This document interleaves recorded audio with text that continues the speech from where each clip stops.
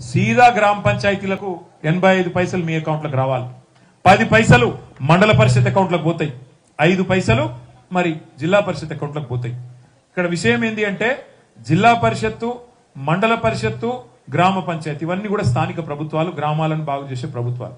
ఒకరితోనొకరు కలిసి నడవాలన్న ఉద్దేశంతో ఈ 5 అంచెల ప్రభుత్వాన్ని పెట్టినారు. అందులో చాలా చోట్ల నేను ఒకటి చూస్తూ ఉంటా. నేను పంచాయతీరాజ్ మంత్రిగా కూడా కొంతకాలం పనిచేసాను. ఒకటి చూస్తూ ఉంటాను నేను. ఇప్పుడు ఇది అయిపోగానే రేపు ఎంపీటీసీ ఎలక్షన్లు వస్తాయి. ఎంపీటీసీ ఎలక్షన్లో మన సోదరుడు ఎవడెవడు గెలుస్తాడు. గెలవగానే ఎంపీటీసీ గారు ఏమంటారు, అరే సర్పంచ్ ఒక ఊర్లో గెలిచిండు, నేనేమో 3 ఊర్ల మధ్యలో గెలిచిన, నేను పెద్దోడిని, నాకు గ్రామ పంచాయతీలో కుర్చీ అయ్యారా, నాకు ఇది ఎక్కడ లెక్క అంటాడు. ఇది ఒక విషయం మీరు అర్థం చేసుకోవాలి. అసలు సర్పంచ్ పని ఏంది గ్రామ పంచాయతీలో, అట్లాగే ఎంపీటీసీ గారి పని ఏందో మీరు అర్థం చేసుకోవాలి. ఇప్పుడే నేను మీకు చెప్పిన రూపాయి ఫైనాన్స్ కమిషన్ డబ్బులు వస్తే 85 పైసలు గ్రామ పంచాయతీకి, 10 పైసలు మండల పరిషత్కు, 5 పైసలు జిల్లా పరిషత్కు పోతాయి. మరి ఆ పైసలు కూడా ఖర్చు ఎక్కడ పెడతాం, మళ్ళీ గ్రామాలలోనే పెట్టాలి. అందుకే మనకు అదొకటి అడ్వర్టైజ్మెంట్ వస్తుంది చూడు, ఏమని, భగవంతునికి భక్తునికి అనుసంధానం ఏమిటిది. వా, అంబికా వానికి నేను ఎంత మార్కెటింగ్ చేస్తున్నా అంటే ఆయన నాకేమైనా కొన్ని పైసలు కూడా ఇవ్వాలి, గంత మార్కెటింగ్ చేస్తున్నాను. ఓ గట్లాగే అనుసంధానం ఏదైతే ఉన్నదో గ్రామానికి మండలానికి అనుసంధానం ఎవరు అంటే ఎంపీటీసీ గారు. ఎంపీటీసీ గారి పని గ్రామ పంచాయతీల కృషి కోసం కొట్లాడు కాదు.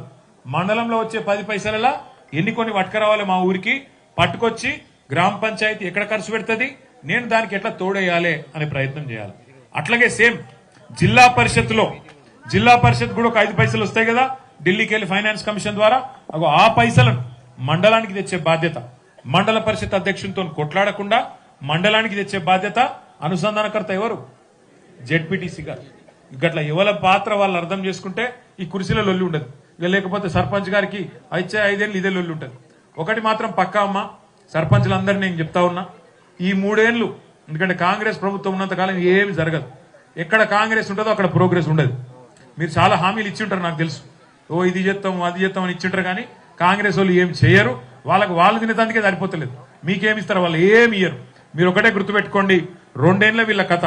ఆ తర్వాత నెక్స్ట్ 2.5 years మళ్ళా మనమే వస్తాం. అప్పుడు మీరు ఇచ్చిన ప్రతి హామీ నెరవేర్చే బాధ్యత మాది. ఎందుకంటే కేసీఆర్ గారికి తెలుసు, మహాత్మా గాంధీ చెప్పినట్టు పల్లెలే పట్టుగొమ్మలు అనే మాట అయితే చెప్పిండో దాన్ని బలంగా నమ్మిన నాయకుడు కేసీఆర్ గారు. అందుకే మళ్ళీ తిరిగి కేసీఆర్ ప్రభుత్వం వస్తేనే పల్లెలు మళ్ళీ పచ్చబడతాయి, పల్లెల్లో మళ్ళీ లక్ష్మీ కళ వస్తుంది. ఈ దరిద్రులు ఉన్నంతకాలం ఏం జరగదు. ఎందుకంటే వాళ్ళు ఇయ్యరు, వాళ్ళకు దోసుకునేందుకు సరిపోతలేదు. ఇప్పుడే ఆర్ఎస్ ప్రవీణ్ గారు ఒక విషయం చెప్పిండు మీకు, ఒక్కసారి ఆ విషయం కూడా నేను మీకు చెప్పాలా. హైదరాబాద్ చుట్టూ ఇలా భూములు బంగారం అయినాయి. ఒక్కొక్క ఎకరం ఇలా 150 కోట్లు 100 కోట్లు ఆ స్థాయిలో ఇలా భూముల ధరలు పెరిగిపోయినాయి. అందుకే ఆ భూముల మీద కన్నుపడ్డది రేవంత్ రెడ్డి.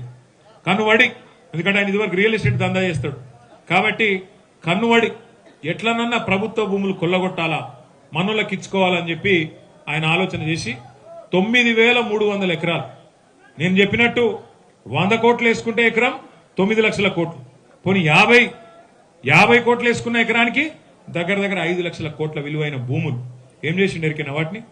గతంలో మన ఉన్న ప్రభుత్వాలు 1956 నుంచి ఇప్పటిదాకా 2023 దాకా ప్రభుత్వాలు పరిశ్రమలకు భూములు ఇస్తాయి.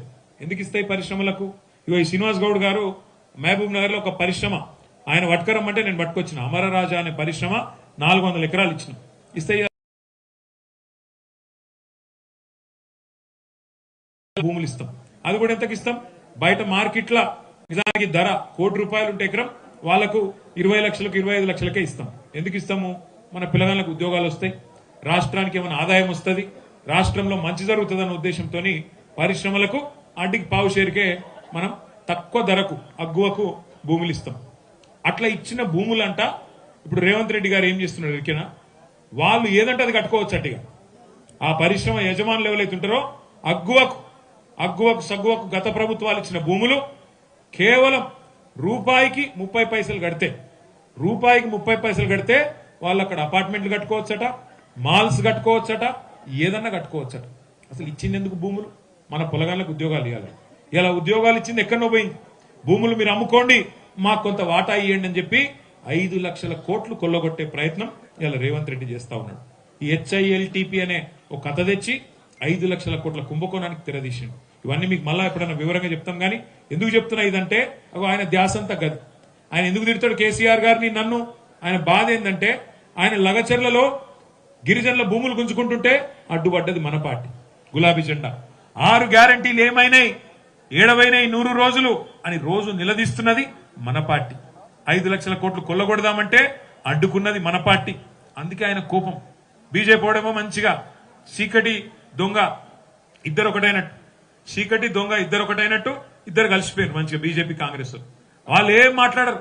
రేవంత్ రెడ్డి ఎంత దోపిడీ చేసినా, ఎన్ని కుంభకోణాలు చేసినా బీజేపీ వాళ్ళు మాత్రం మాట్లాడకుండా ఇద్దరు అలైబలై చేసుకుని కలిసిమెలిసి ఉన్నారు కాబట్టి బీజేపీ వాళ్ళని తిట్టాడు, కేవలం మనను మాత్రమే తిడతాడు. అందుకే నేను మిమ్మల్ని కోరేది, ఈ సర్పంచ్ ఎన్నికల్లో నిజానికి ఒకటి మాత్రం వాస్తవం, పెద్ద పెద్ద నాయకులు పట్టించుకున్న కాడ మంచి ఫలితాలు వచ్చినాయి. నాయకులు పట్టించుకున్నా పట్టించుకోకపోయినా రాష్ట్ర వ్యాప్తంగా 12,800 గ్రామాలలో గట్టిగా కేసీఆర్ గారి స్ఫూర్తితో కొట్లాడిన మన నాయకత్వం మొత్తానికి చప్పట్లతో ఒకసారి అభినందనలు చెప్తాం. మొత్తం రాష్ట్ర వ్యాప్తంగా నాయకులు పట్టించుకున్నా పట్టించుకోకపోయినా మీరే కథానాయకులైనారు, మీరే గట్టిగా కొట్లాడినారు. మా పార్టీ ఉన్నది ఎక్కడ పోయింది, రేవంత్ రెడ్డి బొంద పెడతా అంటే ఎట్లా పెడతావు బిడ్డ, బొంద పెడతావు మమ్మల్ని, మేమున్నాం, తెలంగాణ తెచ్చిన పార్టీ ఇది గులాబీ జెండా అని చెప్పి మరి కాలరెగరేసి కొట్లాడింది మీరు. రేపు ఎంపీటీసీ ఎలక్షన్లు వస్తున్నాయి, జెడ్పీటీసీ వస్తున్నాయి, జనవరి మాసంలోనే మరి లేదా ఫిబ్రవరి మొదటి వారంలో మున్సిపల్ ఎలక్షన్లు వస్తాయని చెప్పి కూడా వార్తలు వస్తున్నాయి. దయచేసి గెలిచిన సర్పంచ్లను నేను కోరుతున్నా, ఓడిపోయి దగ్గరకు వచ్చి ఓడిపోయిన వాళ్ళని కూడా నేను కోరుతున్నా, ప్రతి గ్రామం నుంచి ఉండే నాయకత్వాన్ని నేను మరి జనార్దన్ రెడ్డి గారిని, మనోహర్ అన్నని కూడా కోరుతా ఉన్నా. మీరు దయచేసి ప్రతి గ్రామంలో మనకు చాకులు లాంటి నాయకులు ఎవరైతే ఉన్నారో వాళ్ళని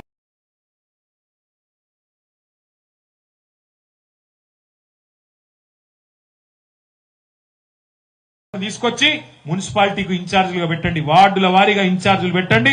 ఎవరైతే కూడా అదే పోరాట స్ఫూర్తి వాళ్ళు చూపెట్టిన తోవ, గ్రామాలలో మీరు చూపెట్టిన తోవ మున్సిపాలిటీలో కూడా మనకు ఉత్సాహాన్ని ఇస్తుంది.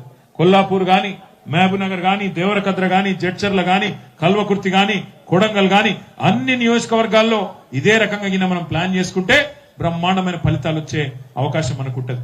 దయచేసి మీరు ఒక్కటే గుర్తుపెట్టుకోండి, ఇప్పటికీ బాగా ఆలస్యమైంది, ఒకటే గుర్తుపెట్టుకోండి, మనందరి లక్ష్యం ఒకటే, మళ్ళీ తిరిగి మనం కష్టపడి తెచ్చిన తెలంగాణ తిరిగి పట్టాల మీదకి రావాలి. పాలమూరు రంగారెడ్డి ఎత్తిపోతల పథకాన్ని ఏదైతే ఈ ముఖ్యమంత్రి పగబట్టి కేసీఆర్ గారికి పేరు రావద్దని చెప్పి తొక్కి పెడుతున్నాడో ఈయన తాట తీసి మరి రేపటి రోజున బ్రహ్మాండమైన బహిరంగ సభతో మిమ్మల్ని అందరినీ కలవడానికి తొందరలోనే గౌరవ పెద్దలు కేసీఆర్ గారు కూడా పాలమూరుకు రాబోతా ఉన్నారు, తొందరలోనే వస్తున్నారు. కాబట్టి మీరందరూ కూడా దానికి కూడా హాజరు కావాలా, తొందరలో మళ్ళీ కలుసుకుందామని చెప్పి మీ అందరు కూడా తెలియజేస్తూ మరి సాయంత్రం దగ్గర 4 అవుతున్నా ఇంత ఓపికగా ఉన్నారు. దయచేసి ఇంత ఓపికగా ఉన్న ఇంకొక 20-30 నిమిషాలు ఓపికగా ఉండాలి. ఎందుకంటే మనకు గెలిచిన సర్పంచ్లకు ఆత్మీయ సన్మానం చేసే కార్యక్రమం. ఓన్లీ సర్పంచులు దయచేసి వాళ్ళు రావాలి తప్ప మిగతా వాళ్ళు వచ్చి ఫోటోల కోసం ఇప్పుడు ఇబ్బంది పెట్టద్దు, ఎందుకంటే అది వాళ్లకు అగౌరవం అవుతుంది. కాబట్టి మీరు అర్థం చేసుకోవాలని మళ్ళొక్కసారి కోరుతూ జై తెలంగాణ. గట్టిగా ఆకలి అవుతుంది నాకు కూడా తెలుసు. కేసీఆర్ గారి నాయకత్వం, కేసీఆర్ గారి నాయకత్వం, జై తెలంగాణ.